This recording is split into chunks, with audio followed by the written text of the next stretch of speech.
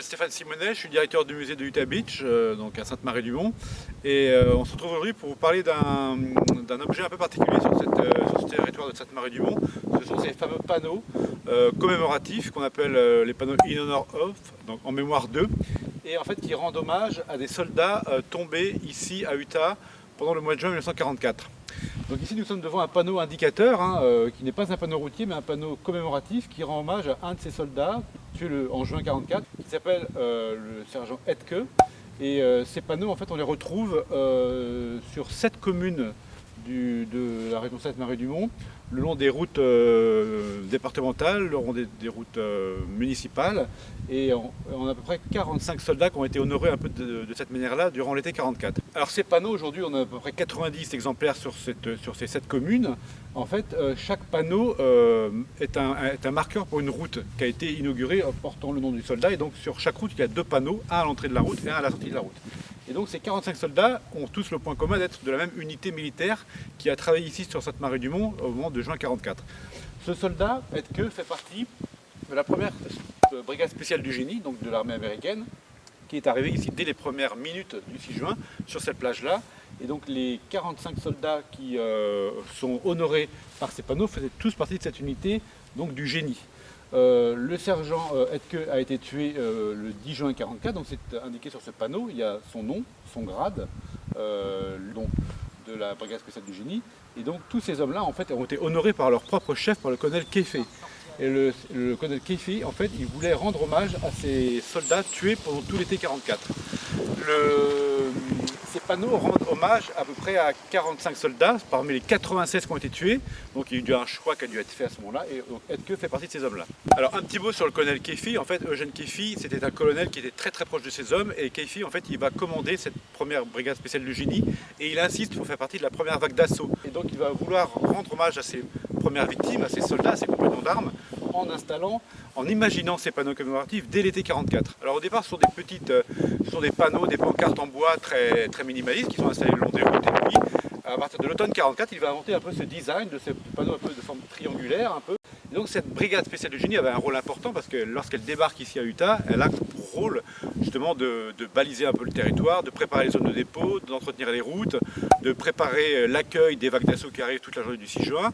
Donc voilà, un rôle essentiellement lié au génie, à la logistique, mais en tout cas, c'était des centaines d'hommes qui étaient donc sous le feu de l'ennemi, bien évidemment, en train de préparer en fait la tête de pont et de la consolider. Et donc Keifi a voulu rendre hommage à ces hommes-là.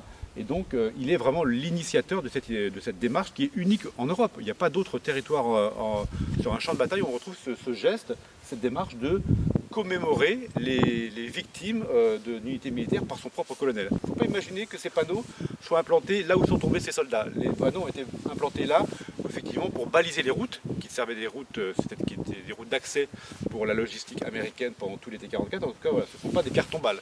Il faut bien avoir ça à l'esprit. Donc ce panneau-là, effectivement, il est sur un chemin. D'autres panneaux sont sur le bord des routes, etc., etc.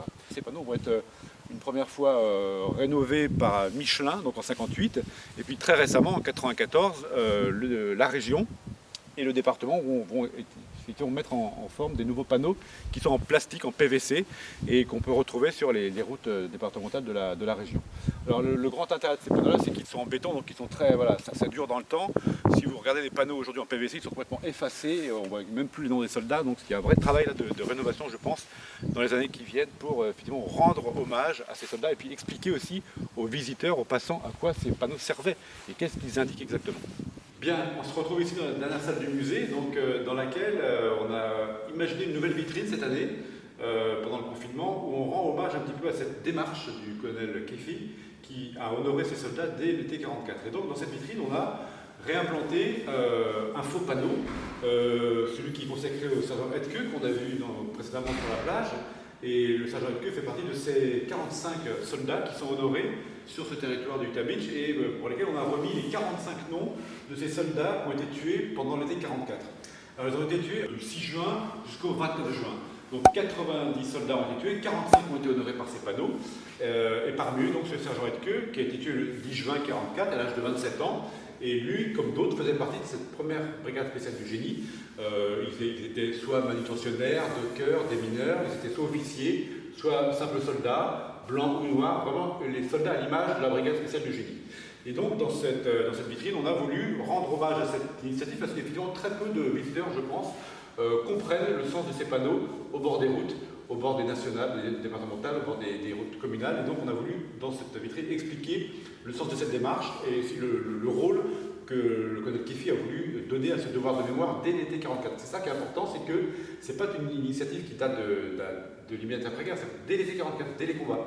Et donc c'est une nouveauté un petit peu dans ce parcours de visite qui termine la visite du parcours ici à Utah Beach par cet hommage. Donc je vous remercie pour votre écoute et puis j'espère vous rencontrer à nouveau dans ce musée pour effectivement vous faire découvrir dans cette vitrine cette thématique et puis aussi aux alentours de ce musée, vous verrez maintenant ces panneaux d'un autre œil peut-être grâce à ces explications.